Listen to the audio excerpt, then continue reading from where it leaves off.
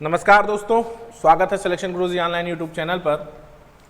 और chapter wise content में ratio proportion हम डिस्कस कर रहे हैं आपके साथ, अनुपात समानुपात, और क्वांट के बहुत बड़े हिस्से को हम समाप्त कर चुके हैं। अब आप रेशियो प्रोपोर्शन है, इसके बाद पार्टनरशिप, पार्टनरशिप के बाद मिक्सचर, और उसके बाद एक दो चैप्टर जैसे नंबर सिस्टम आपको पढ़ाना है और सिंप्लीफिकेशन, 2 चैप्टर रह जाएंगे। यानी कुल अब धीरे धीरे लगभग हम लोग क्वांट पूरा कवर कर चुके हैं और बहुत आराम से रेशियो प्रोपोर्शन को हम लोग पढ़ रहे हैं, समझने की कोशिश कर रहे हैं। बचपन से पढ़ते आ रहे हैं लेकिन फिर भी कुछ ना कुछ कॉन्सेप्ट रह जाते हैं, तो इसलिए बहुत आराम से मेरा चैप्टर वाइज कंटेंट में उद्देश्य भी यही है कि बिल्कुल आराम से बेसिक से सवालों को बेसिक मेथड से, ट्रिक्स से और मेंटली तीनों तरीकों से कैसे सॉल्व किया जा सकता है, टैकल किया जा सकता है, उस पर आपको डिस्कस करें और आपका कॉन्सेप्ट बिल्डअप करने का प्रयास करें। बाकी तो प्रैक्टिस सेशन आपकी स्पीड बढ़ाने के लिए चल ही रहा है। एक शानदार मोटिवेशनल कोट कि किस्मत तब तक साथ नहीं देती जब तक आप मेहनत नहीं करते। पता नहीं क्या है, क्यों यार, जीवन में किस्मत होता क्या है नहीं पता, सब कुछ मेहनत से ही मिला है और मेहनत से ही मिलता है। हाँ, ये अलग बात है कि आप मेहनत करते रहेंगे तो किस्मत उसमें एड अप होती रहती है, ठीक है। तो किस्मत भी आपके साथ तब आएगी जब आप मेहनत करेंगे। स्टार्ट करते हैं। पहला क्वेश्चन, एक महाविद्यालय में लड़कों और लड़कियों का अनुपात 5:3 है और उनमें 50 लड़के महाविद्यालय छोड़ दें और 50 लड़कियां महाविद्यालय में आ जाएं तो उनका अनुपात 9:7 हो जाता है। तदनुसार उस महाविद्यालय में लड़कों की संख्या कितनी है? सिंपल सा सवाल है, ध्यान दीजिएगा, ठीक है। समझते हैं। ऑप्शन गलती से रह गया है, टाइप नहीं हो पाया है, फिर भी मैं आपको क्वेश्चन देखने की कोशिश करते हैं हम लोग। देखो क्या है, बॉयज हैं और गर्ल्स। कह रहा है इनका अनुपात 5:3 है, 5:3 है, राइट। यानी आप इसको 1 मिनट के लिए मान सकते हैं कि boys upon girls is equal to 5/3, ठीक। या ये कह सकते हैं कि 3 boys is equal to 5 girls, right. या ये भी कह सकते हैं आप कि 1 girls is equal to 3/5 boys, ठीक। एक चीज। दूसरी बात कह रहे हैं, ये है बॉयज और गर्ल्स में से, देखो हो क्या रहा है, ये बॉयज अपॉन गर्ल्स। कह रहे हैं अगर 50 लड़के कॉलेज छोड़ दें और 50 लड़कियां कॉलेज ज्वाइन कर लें, ये जी है, कंफ्यूज मत होना, ज्वाइन कर लें तो अनुपात 9/7 हो जाता है। तो ये हो जाएगा 9G प्लस 450 बराबर 7B माइनस 350। बहुत सिंपल सवाल। आपको बॉयज का नंबर चाहिए तो गर्ल्स की जगह पे पुट कर दो। 1G is equal to 3/5B निकाल लिए हो आप ऑलरेडी, तो ये कितना हो जाएगा, 9 into A1G is equal to हो जाएगा 3/5B minus 7B is equal to 4 3 7 1 800।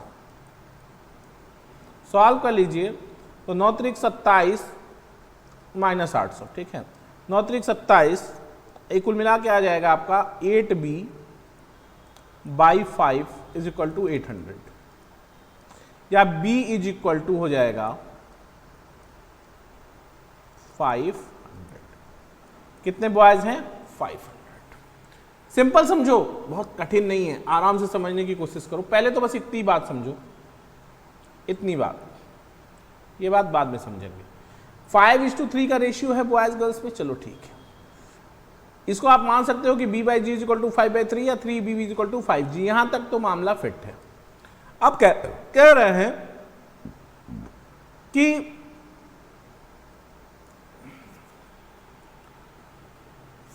अगर 50 लड़के और 50 लड़के कम हो जाए और 50 लड़कियां बढ़ जाए तो अनुपात 9:7 हो जाता है, ठीक है। तो सॉल्व कर लीजिए। 7b इज इक्वल टू, अब इसको क्रॉस मल्टीप्लाई कर लेंगे और जब सिंपल सॉल्व कर लेंगे तो ये b इज इक्वल टू 500 आ जाएगा। कोई दिक्कत नहीं ना। अब आप एक चीज और ध्यान दो कि इस सवाल को एक दूसरे अल्टरनेटिव मेथड से अगर हम करने की ये कोशिश करें, सपोज करिए कि इसको मान लें अगर हम 5x, तो ये कितना हो जाएगा 3x, और यहां पे आ जाएगा 5x minus 50 is equal to, इसको मिटा देता हूं ना, इसको नोट कर लेना, और एक दूसरा मेथड हम आपसे डिस्कस कर लेते हैं जो शायद इससे इजी मेथड हो। ठीक है, वो ये मेथड हो सकता है, वो मेथड ये हो सकता है जिसमें शायद इन सब की कोई जरूरत ना पड़े, इस पंचायत की कोई जरूरत ना पड़े और ये आपका आसानी से काम हो जाए। देखो वो ये है, अब 5x minus 50 upon 3x plus 50 is equal to 9/7। एकदम सिंपल सवाल। 35x माइनस 350 बराबर 27x प्लस 450। ठीक है, ये इधर आ जाएगा तो यहां पे हो जाएगा आपका 8x बराबर 800 या x बराबर 100। बॉयज कितने हैं 5x, तो ये कितना हो जाएगा 500। ये थोड़ा सा आसान तरीका हो गया इसके लिए। बात समझ पा रहे हो? सिंपल सा सवाल है, इसी तरीके से इसको डील करना है। ठीक है, अब बढ़ते हैं अगले क्वेश्चन की तरफ। अगला क्वेश्चन क्या कह रहे हैं कि 26,000 रुपए को ABC में 1/2 संबंधी 1/3 संबंधी 1/4 के अनुपात में बांटा गया, प्रत्येक का हिस्सा ज्ञात कीजिए। बहुत ही सिंपल सवाल, बस इस फ्रैक्शन के रेशियो को आपको नंबर के रेशियो, पूर्णांक के रेशियो में बदल लेना है। सपोज करो ये A है, ये B है और ये C है, ये 1/2, ये 1/3 और ये 1/4। 12 एलसीएम हो गया तो ये 6 संबंधे 4 संबंधे 3, यानी 6 4 10 3 13 भाग बराबर 13 बराबर 2600 है, 1 बराबर 200 होगा। कोई दिक्कत नहीं ना, 1 बराबर 200 है। तो क्या कह रहे हैं कि A कितना होगा, A 6 है, A 6 है तो ये बराबर होगा 1200। B क्या होगा, B 4 है तो 400 और 800 और C 3 है तो 3 दूनी 600। 1200, 800 और 600। ए आपका B ऑप्शन, सॉरी B नहीं, सॉरी, हाँ यार होना तो B ही, C 1200, 800, 600 गलत हो गया है ऑप्शन उसमें। अब देख लीजिएगा, ये 1200, 800, 600 होना चाहिए था, 1200, 800 और 600। ठीक है ना, सिंपल कर लोगे, कुछ नहीं करना है। 1/2, 1/3, 1/4 को पहले सिंपल करोगे, 2, 3 और 4 का एलसीएम हो जाएगा 12। 12 से सब में गुणा कर लेंगे तो अनुपात निकल के आएगा 6 संबंधे 4 संबंधे 3, तो 6 4 10 3 13 बराबर 2600, तो 1 बराबर 200। A 6 है तो 1200, B 4 है तो 800 और C 3 है तो 600। सिंपल, कोई दिक्कत नहीं ना, यहां तक एकदम आराम से पढ़ने की जरूरत है। कह रहे हैं कि 300 रुपए की राशि को PQR में इस प्रकार बांटी जाती है कि Q को P से 30 रुपए अधिक मिले और R को Q से 60 रुपए अधिक मिले, तो इनके हिस्से का अनुपात ज्ञात कीजिए। बहुत सिंपल सवाल है, समझना। सवाल सिंपल हैं लेकिन एग्जाम में यही आते हैं ना। सिंपल का मतलब ये नहीं कि एग्जाम में नहीं आते, ठीक है ना। सिंपल इसलिए है कि हम आप मेहनत कर रहे हैं। ठीक, PQR कह रहे हैं 300 रुपए की राशि को PQR में इस प्रकार बांटी जाती है कि Q को P से 30 रुपए अधिक मिले। Q को P से 30 रुपए अधिक मिले। अगर P को X मिल रहा है तो Q को X प्लस 30 मिले, X प्लस 30 मिले, और R को मिले और R को Q से 60 रुपए ज्यादा मिले, यानी R को X प्लस 30 ये Q का और प्लस 60 और मिले, यानी X plus 30 plus X plus 90 is equal to 300। 3x is equal to 180 या x इज इक्वल टू 60। क्या पूछ रहे हैं भैया? अब अनुपात क्या है इनका? तो P को तो 60 मिलेगा, Q को कितना मिलेगा? 90 मिलेगा, और R को कितना मिलेगा? 60 और 60 60 120 150 मिलेगा। 30 से काट दो, 30 दूनी 60, 30 तिहाई 90 और 30 पचे 150।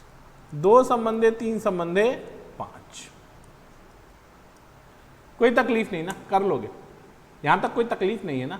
सिंपल सवाल था, पढ़ने में कठिन लग रहा था ना, लेकिन था बहुत सिंपल।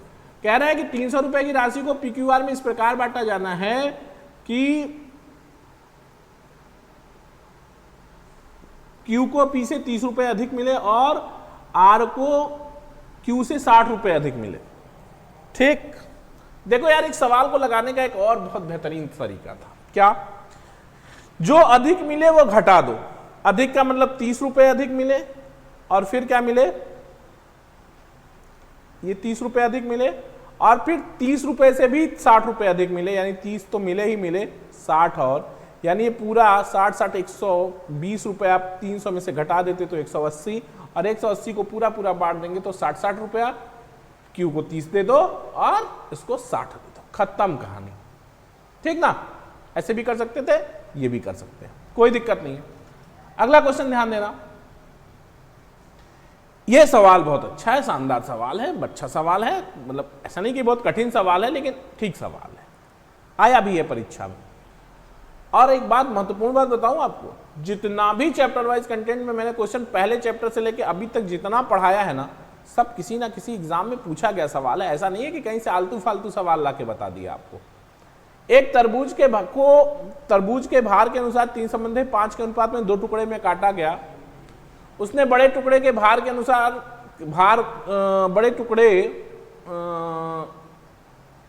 उसने बड़े टुकड़े को भार के अनुसार 5 संबंधे 7 के अनुपात में दोबारा काटा गया, तदनुसार इन टुकड़ों का अनुपात ज्ञात कीजिए।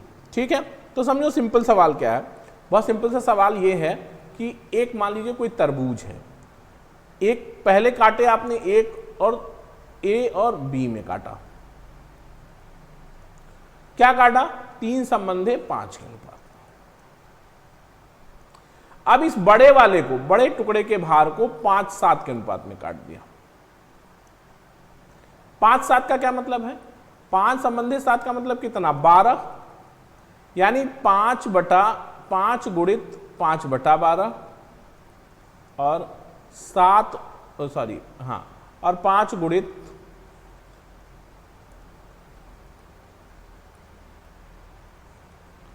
ध्यान देना, इस 5 को अगर 5 संबंधे 7 के अनुपात में बांटना है तो 5 गुणित 5 बटा 12 और फिर 5 गुणित 7 बटा 12, यही है। ठीक है, 12 12 से खत्म हो जाएगा, ये बचेगा 25, 25 बटे 12, ये बचेगा 35 बटे 12, यही है मामला, 35 बटा 12। और 12 से जब सब में गुणा कर देंगे, और यहां ये 3 है, तो 12 तिहाई 36, संबंधे 25, असंबंधे 35, यही आपका आंसर है। और ये डी ऑप्शन आपका करेक्ट है, कोई दिक्कत नहीं ना, कर लोगे, कोई समस्या? सही है, बढ़ते हैं। अगला सवाल, एक आदमी अपनी संपत्ति को इस प्रकार विभाजित करता है कि उसके पुत्र और पत्नी के शेयर तथा पत्नी और पुत्री के शेयर का अनुपात दोनों 3 संबंधे 1 है। यदि पुत्री को पुत्र से 10,000 रुपए कम प्राप्त होते हैं तो उसकी कुल संपत्ति कितनी थी? आसान सवाल है, समझने की जरूरत है। देखो, 3 शेयर धारक हैं इसमें, किसी व्यक्ति की संपत्ति में 3 शेयर हैं। क्या क्या शेयर है भाई? पहला पुत्र,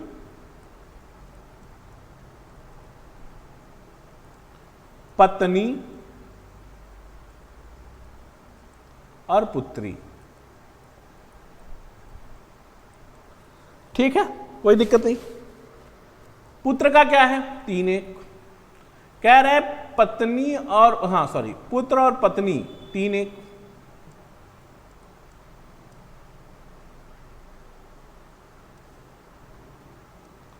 और दूसरा क्या है? पत्नी और पुत्री 1 और 3। ठीक, सिंपल है ना।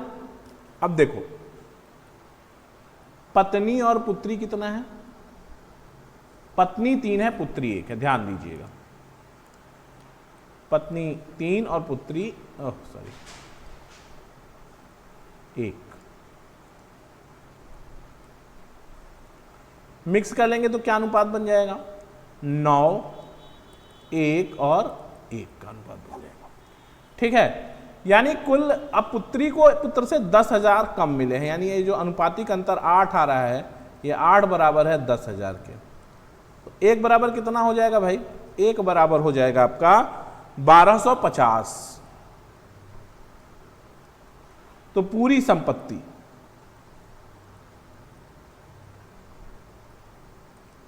पूरी संपत्ति कितना, 9 1 10 1 11। ठीक है, सॉरी ये 3 होगा यार, हाँ 9 3 12 1 13, 13 बराबर 1 बराबर 1250।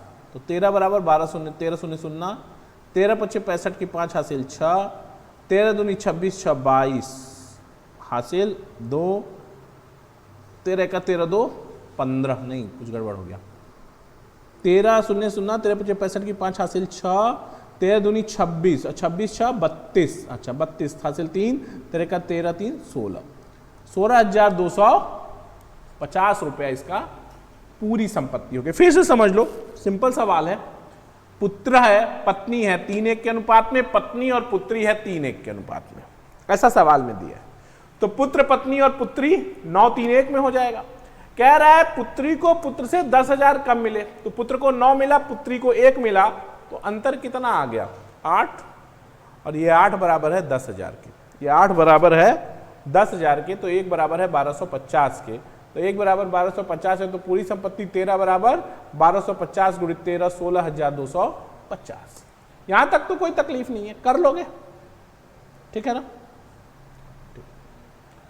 ये सवाल देखो, ये सवाल देखो, ये सवाल विश्व की जगह पे अगर ये पृथ्वी लिख देता ना तो ज्यादा क्लियर रहता। इसको पृथ्वी ही लिख लो, पूरे पृथ्वी में पर।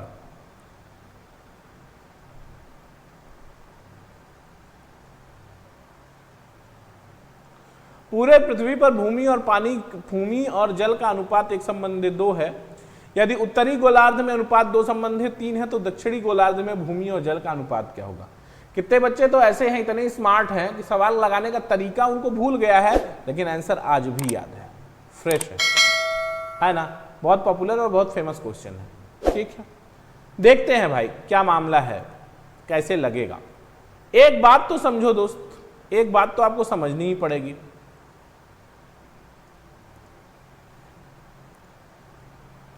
अगर सपोज ये पृथ्वी है,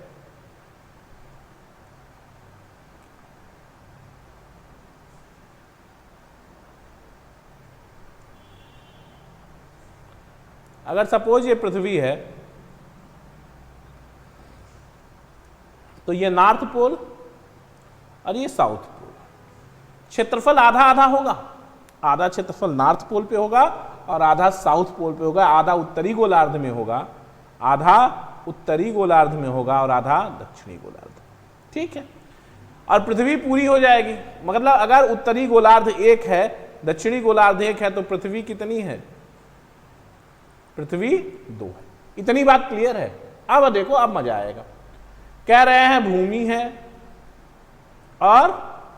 है और पानी। अच्छा एक बात बताओ, कह रहे हैं उत्तरी गोलार्ध, उत्तरी गोलार्ध में क्या अनुपात है, 2 संबंधे 3 का। पहले एक मिनट, ऐसे लो, थोड़ा सिस्टम बिगड़ जाएगा। ऐसे लेते हैं तो ज्यादा आसान रहेगा। कैसे, पहले पृथ्वी पे देख लेते हैं। जो पूरी पृथ्वी है उस पे 1 भूमि है, 2 पानी। उत्तरी गोलार्ध में क्या मामला है भैया, उत्तरी गोलार्ध में 2 भूमि है, 3 पानी है। ठीक है, यहां से पूरा देखोगे, अगर भूमि पानी मिला के तो कितना है, 3, और यहां भूमि पानी मिला के है 5, जबकि होना उसका अलग चाहिए मामला। क्या अलग होना चाहिए, भूमि का क्षेत्रफल उत्तरी गोलार्ध के क्षेत्रफल से ज्यादा होना चाहिए। यहां भूमि पानी मिला के उत्तरी गोलार्ध में 5 है और पृथ्वी पर 3 है, तो इसका मतलब है कि यहां हम पहले 5 से गुणा करें, यहां 3 से गुणा करें तो मामला बराबर होगा, और फिर पृथ्वी को 2 गुना होना है तो यहां 2 से गुणा कर दें और यहां 1 से गुणा कर दें। अब जाके मामला फिट होगा। पूछो क्यों? पूछो क्यों?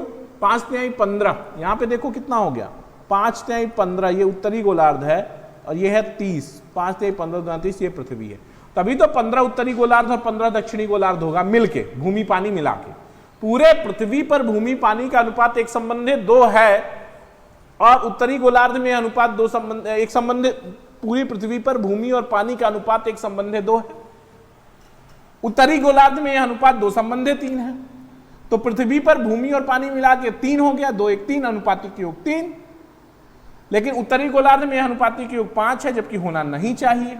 क्यों? क्योंकि भूमि हमेशा उत्तरी गोलार्ध से 2 गुना होगी। तो पहले पृथ्वी में 5 से गुणा कर दिया और उत्तरी गोलार्ध में 3 से गुणा कर दिया, बराबर हो गया, और 2 गुना करने के लिए पृथ्वी में 2 से गुणा कर दिया, उत्तरी गोलार्ध में 1 से, तो ये बराबर हो गया। अब यहां 5 दूनी 10 से गुणा हो रहा है, तो ये भूमि कितनी हो गई 10 और ये पानी कितनी हो गई 20, और यहां 3 से गुणा हो रहा है तो भूमि कितनी हो गई 6 और पानी कितनी हो गई 9। अब देखो गुरु, दक्षिणी गोलार्ध कैसे आएगा? दक्षिणी गोलार्ध बराबर ही होगा पृथ्वी माइनस उत्तरी गोलार्ध, ये बराबर, अगर पृथ्वी पर भूमि 10 है और उत्तरी गोलार्ध में भूमि 6 है तो दक्षिणी गोलार्ध पर कितना 4। यदि पृथ्वी पर पानी 20 है और उत्तरी गोलार्ध में पानी 9 है तो अनुपात 11, यानी 7 4 संबंधे 11 का अनुपात होगा पृथ्वी का उत्तरी गोलार्ध के दक्षिणी गोलार्ध पर भूमि और पानी का अनुपात 4 संबंधे 11 होगा। आपका बी ऑप्शन सही है। कोई तकलीफ नहीं ना, यहां तक कर लोगे, कोई दिक्कत? चैप्टर वाइज कंटेंट में रेशियो प्रोपोर्शन के चैप्टर में आज इतना ही। कल फिर मुलाकात होगी कुछ और बड़े बेहतरीन सवालों के साथ। एंजॉय करेंगे, खूब एंजॉय करेंगे मैथमेटिक्स को, और उस एंजॉयमेंट के बीच में अपने लिए सिलेक्शन का रास्ता ढूंढेंगे। तो आपसे कल फिर मुलाकात होगी इसी समय चैप्टर वाइज कंटेंट में। तब तक देखते रहिए सिलेक्शन गुरुजी। जय हिंद, जय भारत।